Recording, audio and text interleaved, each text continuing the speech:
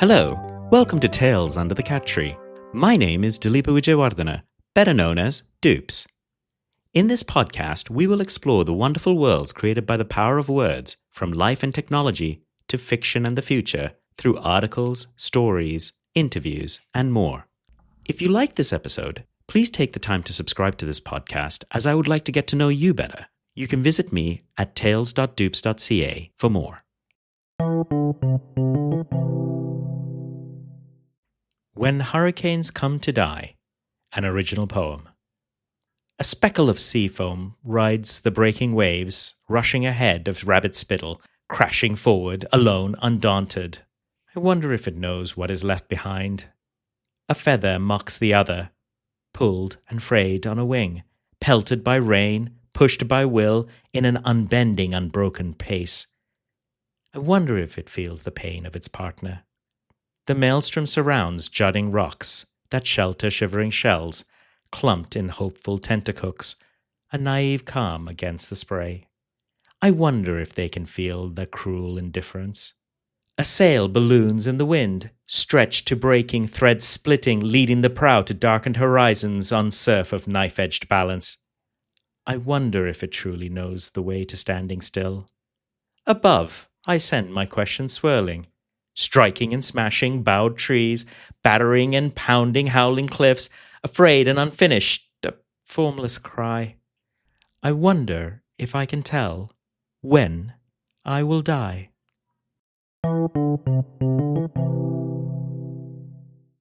We all write and listen to poetry, whether it's the little rhymes that bring a smile to a child or the latest Taylor Swift songs. Poetry is part of our everyday lives, but few of us consume poetry as a literary form anymore. The poem you just heard is called When Hurricanes Come to Die and is an original poem. It's probably better read with your own voice rather than hearing mine in the caverns of your mind. If I am honest, I find writing poetry very difficult. Indeed, not just difficult, I would actually use the word scary. The fear comes from my own sense of perfection and never getting what I want quite right, as well as the fear of rejection of something into which I put my heart and emotions. Reading poetry is just as difficult for me, though I did read and study more than my fair share. It is in the emotion and my need to try and not drown in people's emotions that keep me from delving deep. I was reminded of how difficult poetry is for me when I was reviewing the excellent work of the folks in my writing group. This week, I felt I had to stare that fear down. Poetry, at least for me, is more than the words or the meter. It is more than the rhymes or syllabic structures. Poetry is the art of word painting. Prose gives me the ability to enlarge the canvas and paint a landscape. And individual brushstrokes may meander in the ways that poetry does not allow. Poetry, on the other hand, is a totality. It is a singular consideration of the form, sound, visual, language, and grammar. It is the ultimate literary art form. If prose writing is a way to program your mind, then for me, poetry is the magical incantations to spellbind your mind. Today's poem is sister to an article I wrote in 2001 that was published in the Evening Telegram, the main newspaper of Newfoundland at the time. The article was called Where Hurricanes Come to Die, after a statement made by a friend, Peter Galgay, about the island of Newfoundland and its position in the North Atlantic. A long time from now, ideally, I would like to imagine that I too, one day, will be one of those hurricanes that journey up the Gulf Stream to fade over the shores of Newfoundland. This brings us to the next segment, which is entitled Puff versus the Purple Dune Buggy. This is the true story from 1997 of how my friends and I rescued a dune buggy from certain disaster and almost ended up in a worse disaster. You bought what? I spluttered into my beer, a little bit louder than the ambience of the pub. A couple of regulars glanced my way. A purple dune buggy for $2, Aaron said, nonplussed. So what are you going to do with it? That was Mike, wondering where this was actually going. Mike's a lot more practical than the rest of us. It was a late 1990s Friday night in St. John's, Newfoundland, on the very eastern edge of Canada, As usual, our group of friends, including Aaron, Mike, and I, had gathered at our favorite watering hole, the Duke of Duckworth. As with most of our gatherings, the conversations would range from hatching plans for global conquest to medieval songs. Tonight, we sat around as Aaron explained his plan for the purple dune buggy. Aaron is a juggler, street performer, and back then, a student doctor in waiting. Every Christmas, he put together a show for the children at the hospital, and this year was set to be spectacular. The rare and magnificent sight, he said, of a purple dune buggy from which he would juggle fire would naturally envelop the kids in a blanket of supreme happiness and joy. Of course, there is one problem, Aaron sheepishly admitted. There was always one problem in these plans. I need to rescue the dune buggy and take it to the farm in St. Philip's so I can get it ready. You have seen it, right? Mike asked. Mike is sometimes too smart about these stories. I could tell he was a bit more skeptical than I, who was, at this point, drunkenly envisioning riding the buggy down Water Street. I mean, I haven't looked at it in detail, said Aaron. It's in the corner of a garage. We should be able to drive it back to the farm. It's only a couple of kilometers. You lads in? Tomorrow? The next day dawned bright and clear, with blue skies carrying only the hint of a breeze. It was one of those rare summer days in Newfoundland, whose memories tended to last for a lifetime. I was desperately sipping water so I could see through my hangover, but Aaron was in a light and happy mood as we drove to the garage in his car, Puff, the Chevette.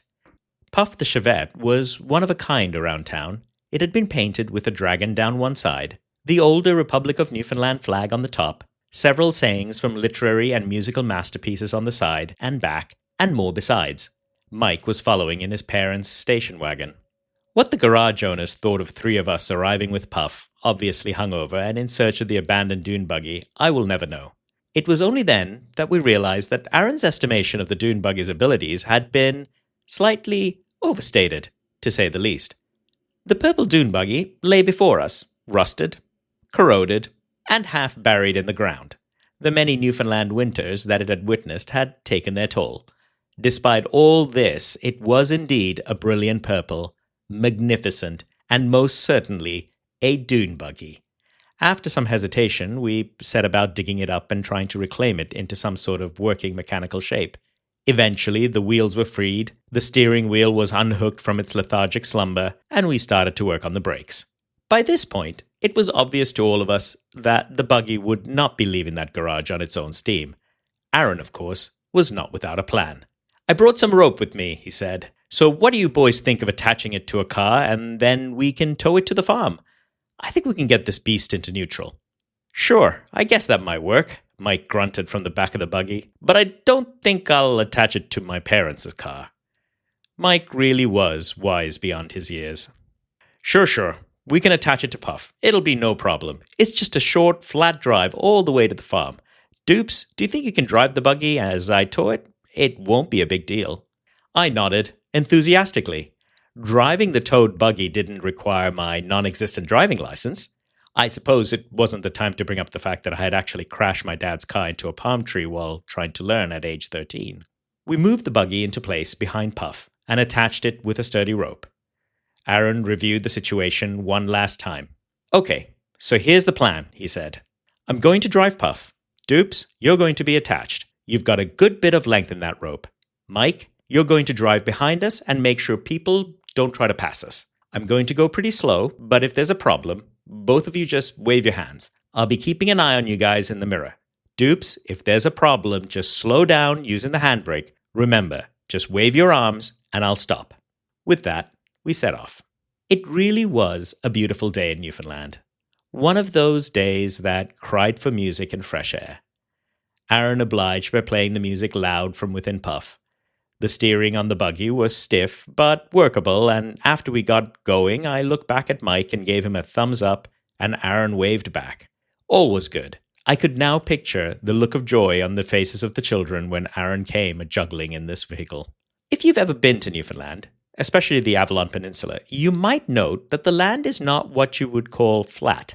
If you've ever met Newfoundlanders, you might also know that sometimes certain descriptions can be understated. For instance, small hills appear flat after a while compared to the really big ones. Also, quote unquote, a couple of kilometers is a wonderful euphemism for, it won't be more than 20 or 30 minutes, and you don't need to keep the dinner warm. I'll be there shortly. Despite knowing all this, I was blissfully daydreaming behind Aaron's car, correcting course as necessary, and listening to the music streaming to me from in front. Aaron was bopping away to the music, also lost in his thoughts when we hit one of those unassuming hills that he had forgotten about. At this rather steep hill, I realized that perhaps we had done too good a job of lubricating the wheels of the buggy. The dune buggy was gaining on Puff. This winding hill seemed to be nowhere near an end. No matter, I thought, we had planned for this situation. I gently pulled on the handbrake. No, that didn't slow the dune buggy down. I pulled harder on the handbrake. Crack! The entire handbrake broke off the buggy and now lay in my hand. The buggy gained speed. Oops! By now, Puff's rear bumper was looming large, and Aaron hadn't noticed yet. I threw up my hands in despair, one hand holding high the broken handbrake, and started waving like a madman. Aaron, however, was lost in whatever he was listening to. Behind me, I could hear Mike speeding up and honking. With a crash in my future and seemingly no oncoming traffic, I pulled out into the opposite lane and started to pass Puff the Chevette. Within seconds, I was side by side with Aaron, who looked over to see the car he was towing, passing him, with me yelling and waving. A look of incredulous panic passed across his eyes as he slammed on Puff's brakes, bringing both it and the towed buggy to a screeching, grinding halt. The dune buggy and I went in one direction, Puff and Aaron in another. Mike slammed his car to a stop and ran towards the two of us. Seconds later, a truck rounded the corner in front, slowed down to see three cars stopped in the opposite lane, gave a friendly, if a little confused wave and smile, and passed on by. The three of us, Aaron, Mike, and I, looked at the scene of destruction before us. Puff, the Chevette, and the purple dune buggy were splayed out across the road, tied to each other, the dune buggy out front. We looked at each other, me holding a handbrake, and burst into fits of laughter at the catastrophe we had just avoided and the ridiculousness of the entire situation. The story, as they say, is not much more in the telling. We examined both vehicles and were surprised to find that the only thing that had happened was that the corroded axle of the buggy had been bent. The front wheels were now spread in opposite directions. Aaron's farm was, for real this time, just a few more kilometers, and on relatively flat ground with a few turns, which was a good thing as the buggy had all the turning grace of a waddling penguin. The purple dune buggy did indeed ride again. Aaron spent more than a year fixing it after the mishap on its maiden voyage, and it was used to please crowds at a juggling show. So what happened to the rest of us? Aaron made it to the ranks of the medical profession and continues to bring joy to all with his juggling. Mike went on to a fine career as a chemist, a writer, and an entrepreneur, lauded by his friends and peers for his calm knowledge in the face of sheer stupidity. And me, well, that's another story, but I will never quite forget that first experience driving in Newfoundland, or anywhere in Canada for that matter. I will never forget Aaron's face as an engineless, brakeless, purple dune buggy raced its master Puff and almost won. Thank you for listening to episode 14 of the Tales Under the Cat Tree podcast. I hope you are having a warm summer and enjoyed the story of my first time driving in Canada, along with the many antics my friends and I used to get up to. This week, I'd like to thank several friends for the early feedback on the poem. It helped me immensely. If you are interested in photos, I've done some more vibe coding. I'll talk about that more later. Photos.dupes.ca has changed yet again. There's a new design, a new timeline, and many photos from our recent trip to Chile. If you believe that this podcast or the writing I feature deserves to be seen by others, please do share. It would mean a lot to me and to the many friends who help me, listen to me, and will come on the show in the future. You can reach me through email, contact@dupes.ca, bluesky@dups.ca, or on my Substack and this post at tales.dupes.ca. The intro music is composed by me. Remember to subscribe so I can get to know you better and learn from you. Give your pet a cuddle and your loved ones a hug till we meet again for some tales under the cat tree.